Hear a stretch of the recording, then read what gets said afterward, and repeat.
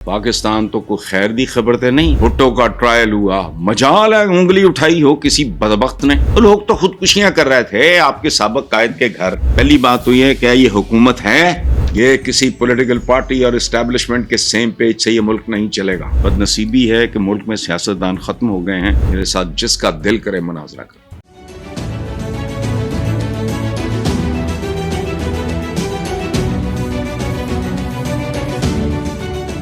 السلام علیکم ویورز. ایک بات تو طے ہے کہ ہمارے نصیبوں میں کوئی ڈھنگ کی, کوئی پازیٹیو, کوئی تعمیری خبر تو ہے نہیں.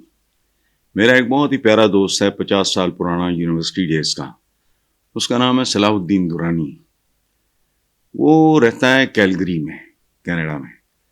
تو جب ہماری بات ہوتی ہے وہ پہلی بات کہتا ہے کہ سونا وہ ہے ادھر کا ڈی جی خان کا, پاکستان تو کوئی خیر دی خبر تے نہیں. تو میں کہنا نہیں سن لوں, خاطر جمع رکھو, کوئی خبر نہیں. اچھا, خبریں بھائی اسی طرح کی ہیں, یہ کھچ کھچی ہے. باقی لوگ کو سنسنی خیزی کرتے ہیں, کوئی ادھر سے نکال, کوئی ادھر سے نکال, ڈرامٹائز کرتے ہیں چیزوں کو. بات بیچ میں ککھ بھی نہیں ہوتی, یہی رونا دھونا ہے. تو میں چونکہ وہ کام کرتا نہیں, میرا ٹیمپرامنٹ نہیں ہے. بہرحال شاہد خاقان عباسی صاحب کا کہنا ہے کہ اپوزیشن اپنی بات رکھتی ہے اور اب بات حکومت پہ ہے. بد نصیبی ہے کہ ملک میں سیاستدان ختم ہو گئے ہیں. اپوزیشن چاہتی ہے کہ نئے الیکشن ہوں, وہی مسائل کا حل ہے. تو بھائی شاہد خاقان عباسی صاحب, میں ہاتھ جوڑ کے عرض کرتا ہوں کہ آپ نے کہا کہ ملک میں سیاستدان ختم ہو گئے ہیں. اس ملک میں سیاستدان آئے ہی کبھی نہیں.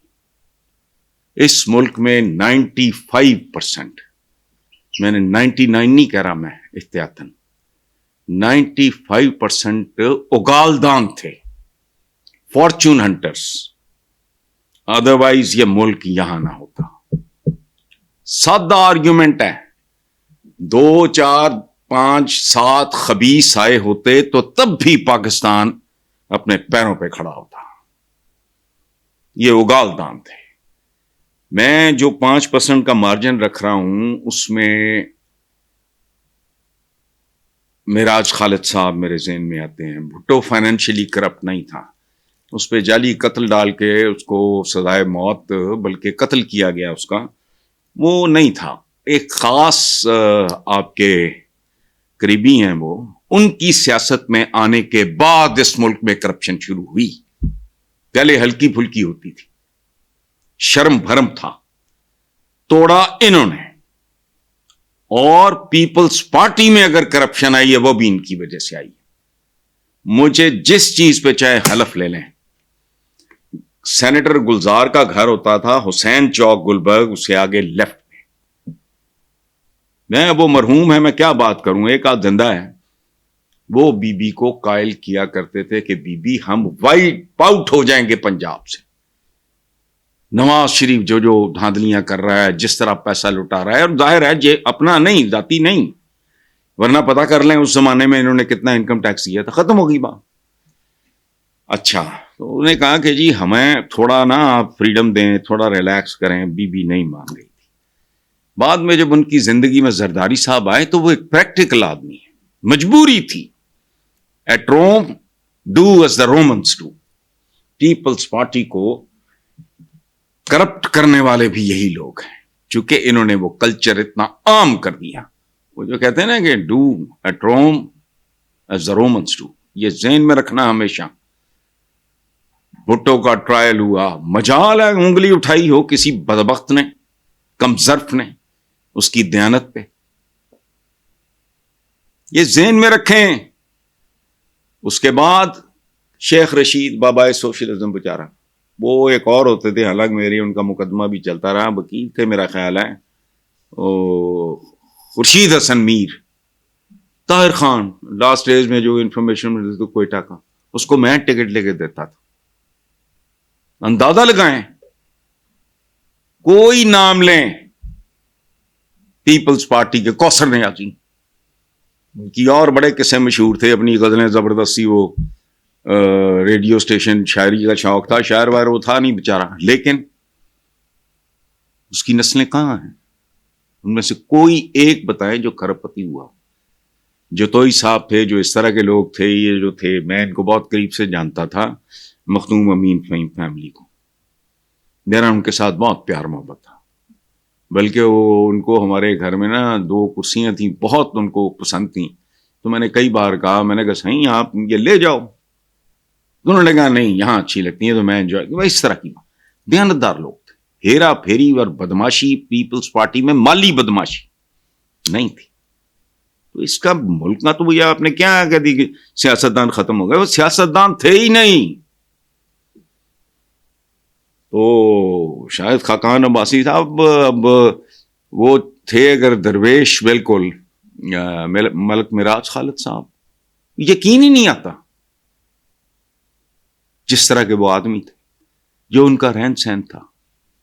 میرے پاس ایک تلوار ہے، اس کی نیام جو ہے وہ 18 کیرٹ گولڈ کی ہے، وہ ان کو دی کسی غیر ملکی نے، انہوں نے اپنی بیگم کو کہا، وہ اسکول ٹیچر تھی، انہوں نے کہا کہ یار اس کا کچھ تم نے بنوانا، میں تو انہوں نے آگے سے کہا کہ ملک صاحب آپ کو پتا ہے زندگی میں مجھے کچھ، وہ پڑھایا کرتی تھی اسکول میں، تو انہوں نے میرا نام لے کے پیار سے، وہ میرے مرشد تھے لیکن ابھی پیار سے مجھے مرشد کہتے کہ یار مرشد دے کر بڑیاں تلواراں بڑا اینا چیزاں دا شوقین ہے، تے انہوں دے دینا۔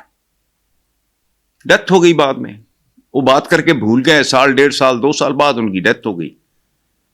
ان کے بیٹے نے، زبیر خالد لیپالک بیٹا ان کا، بہت سویٹ، بہت جینٹل آدمی، وہ آج بھی ہے میرے گھر، یہ حال تھا ان لوگوں کا۔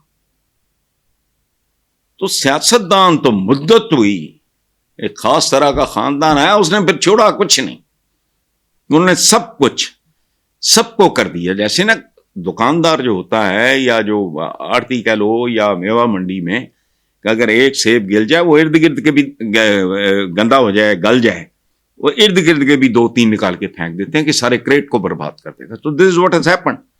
آگے کہتے ہیں عباسی صاحب حکومت کے پاس آج دینے کو کچھ نہیں، کبھی بھی نہیں تھا۔ شاید خاقان عباسی صاحب، آئی ریسپیکٹ یو، آپ ایک خاندانی آدمی ہیں، پڑھے لکھے آدمی ہیں، آپ کا ایک سبھاؤ ہے، میں بہت عزت کرتا ہوں، لیکن آپ کا یہ کہنا کہ حکومت کے پاس آج دینے کو کچھ نہیں، کل تھا، یسٹرڈے، ڈے بیفور یسٹرڈے، اس سے پہلے لوگ تو خودکشیاں کر رہے تھے۔ آپ کے سابق قائد کے گھر ماڈل ٹاؤن میں چند زیب نے خودکشی کی تھی، بھوک ننگ، سستا آٹا، پتہ نہیں سستی روٹی، پیلیاں ٹیکسیاں، آل دس واز برائب۔ کدھر گئی پیلی ٹیکسی؟ جس چیز میں فالو اپ نہ ہو، کنٹینیوٹی نہ ہو، تو وہ فراڈ ہوتی۔ کدھر گیا وہ سارا کچھ؟ مجھے بتائیں ذرا۔ پنجاب کے ایک سٹنگ آئی جی، ان کا نام تھا عباس خان، میں نہیں جانتا ان کو، ڈیتھ ہو گئی ان کی کچھ عرصہ پہلے، تو میرا کوئی ان سے تعارف نہیں تھا۔ انہوں نے ایک کتاب لکھی تھی کہ یہ گورنمنٹ کیا کرتی رہی، یہ نون لیگ کی گورنمنٹ، کس کس عمروں کے بندے پولیس میں، تو ادھر نائب تحصیلدار، تو پٹواری، ان کا نام پٹواری پڑا۔ وہ آپ جو بیچتے ہیں، کاشت کرتے ہیں، وہ آپ کو کاٹنا پڑتا ہے۔ سو آپ کا یہ کہنا کہ حکومت کے پاس آج دینے کو کچھ نہیں، پہلی بات تو یہ ہے کہ یہ حکومت ہے؟ میں 3rd ڈائمینشن کا آدمی ہوں، میں آبویس اور گھسی پٹی باتوں پہ فوکس نہیں کرتا، میری کوشش ہوتی ہے میں اس کا تیسرا پہلو کو دیکھوں۔ حکومت کے پاس آج دینے کو کچھ، کل تھا، پرسوں تھا، 10 سال پہلے تھا، یہ کیا تھی؟ سستی روٹیاں تو فلانا تو ٹمکانا، سستے تندور، تو یہ سارا فراڈ، یہ کیا تھا؟ یہ کل بھی نہیں تھا، آج بھی نہیں ہے، اور مجھے آئندہ ہوتا بھی دکھائی نہیں دے رہا۔ آگے معنی خیز مذاکرات کے بغیر ملک نہیں چلے گا، بات آپ کی درست ہے، ایکڈیمکلی نصابی کتابی حوالے سے یہ بات ٹھیک ہے کہ معنی خیز مذاکرات کے بغیر ملک نہیں چلتے، لیکن معنی خیز مذاکرات کے لیے معنی خیز لوگ چاہیے، اپنی ذات اور اپنی اناؤں سے بلند تر لوگ چاہیے، جن کا ہدف صرف ایک ہو، پیپلز ویلفیئر، عوام کی فلاح و بہبود۔ اچھا، دونوں کو ایک قدم پیچھے ہٹنا پڑے گا، کون ہٹے گا جی؟ مجھے بتائیں۔ نہیں، انائیں جو ہیں، ہماری انائیں، ہمارے ملک کے عوام اور اس کے مستقبل سے زیادہ بڑی ہیں۔ کیا کیا خرافات نہیں اسٹیبلش کر کے گیا. دوسرا بندہ جس نے اجاڑا ہے اس ملک کی اخلاقیات کا جنازہ نکالا ہے, اس کا نام ضیاء الحق. میرے ساتھ جس کا دل کرے مناظرہ کر. اتنی زیادہ نمود و نمائش, اسراف, یہ ظاہر ظواہر جسے کہتے ہیں, اندروں چور, گنڈ کپ, فراڈیا, داڑھی اس نے رکھ لی ہے, نماز میں بھی وہ پڑھتا ہے فلانا. مجھے ایک بات بتائیں یار, 70 سال, اتنے لیکچر, اتنے واز, جمعہ کے خطبات, فلانا ٹمکانا, تبلیغی جماعتیں, یہ وہ, ہم بد کردار لوگ ہیں. میں اپنے سمیت یہ بات کر رہا ہوں.